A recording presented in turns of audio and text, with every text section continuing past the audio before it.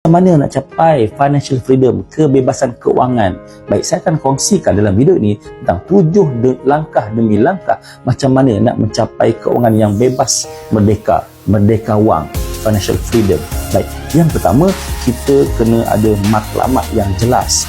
Matlamat jelas tu macam mana? Contohnya, berapakah jumlah keuangan yang patut kita ada untuk capai financial freedom? Bila kita nak capai? Bila kita nak beli rumah, berapa banyak simpanan yang kita perlu ada, berapa banyak pelaburan yang perlu kita ada, semua itu perlu spesifik, perlu ada satu jangka masa yang spesifik untuk bila kita nak capai matlamat tersebut. Baik, itu yang pertama. Yang kedua, kena ada perubahan daripada dalam, iaitu perubahan minda, perubahan mindset, perubahan cara fikir. Sebab bila kita berubah cara fikir kita, barulah tindakan kita berubah. Apabila tindakan kita berubah, maka hasil pun akan berubah. Dan akhir sekali, kita ada kepercayaan yang baru tentang macam mana pengurusan keuangan kita yang lebih baik daripada sebelum ini. Itu yang kedua. Ramai orang yang terlepas pandang dekat step yang kedua dengan step yang ketiga. Yes, ramai orang nak kaya, ramai orang nak jadi jutawan, ramai orang nak punya freedom, matlamat. Semua orang ada matlamat. Tak hanya pada sesuatu pun akan ada matlamat. Tapi tak ramai orang yang berubah, yang buat perubahan selepas ada matlamat tadi. Sebab kita tengok, kalau kita teruskan dengan apa yang ada pada hari ini, mungkin susah kita nak capai matlamat tadi. Jadi nak tak nak, kita ada perubahan, iaitu perubahan sikap, perubahan mindset tadi. Itu yang kedua.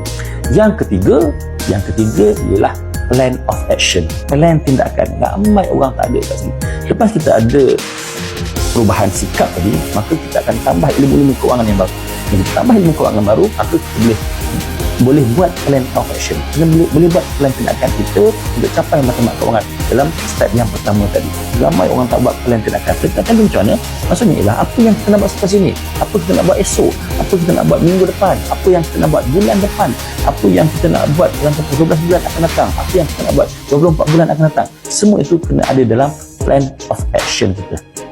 Ramai orang, tidak ada orang yang merancang untuk gagal, tapi ramai orang yang gagal untuk merancang.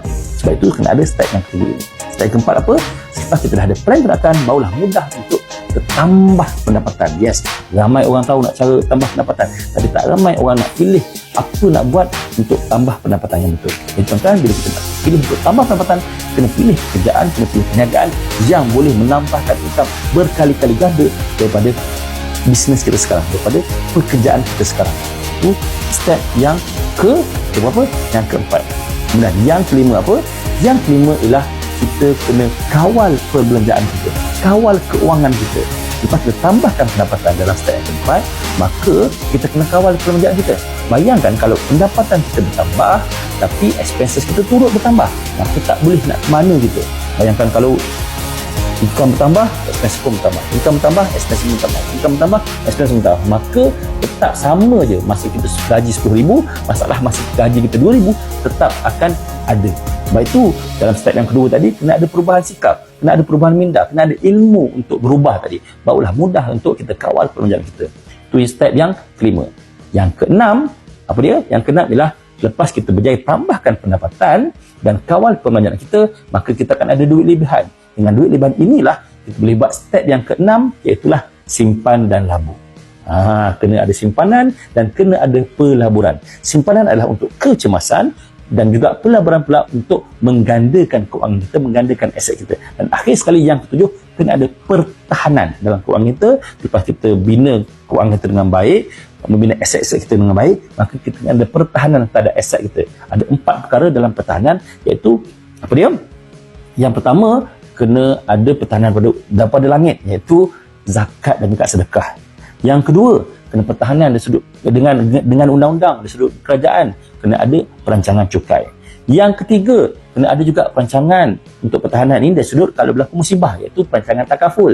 Kalau berlaku kematian, lumpuh dan sakit itu, maka kita ada takaful. Dan akhir sekali, perancangan pertahanan dari sudut kalau berlaku kematian, apa akan jadi kepada harta kita. Kena ada perancangan pusaka ataupun inheritance. Dan topik ini saya kongsikan dalam buku FIRE, Financial Independent Retire Early, bebas dan juga merdeka wang.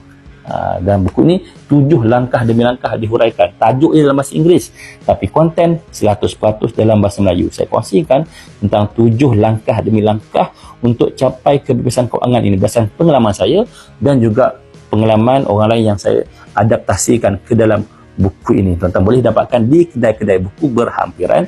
Dan kemudian kalau tuan-tuan nak beli secara online, tuan-tuan boleh klik pada profil saya, klik pada TikTok Shop dan klik pilih buku FIRE, F-I-R-E, tajuk je Inggeris tapi konten dalam bahasa Melayu. Tuan-tuan beli combo dengan buku Bijak Bincang Wang, tuan-tuan akan dapat lebih banyak diskaun dan lebih banyak manfaat yang saya kongsikan tentang buku Bijak Bincang Wang ini dalam video yang lain. Baik, kalau video ini bermanfaat, jangan lupa untuk kongsi-kongsikan. Dan kalau ada soalan, boleh tanya dekat ruangan komen. Dan akhir sekali, jangan lupa untuk follow lagi untuk dapatkan tip-tip kewangan daripada Wakanda. Assalamualaikum.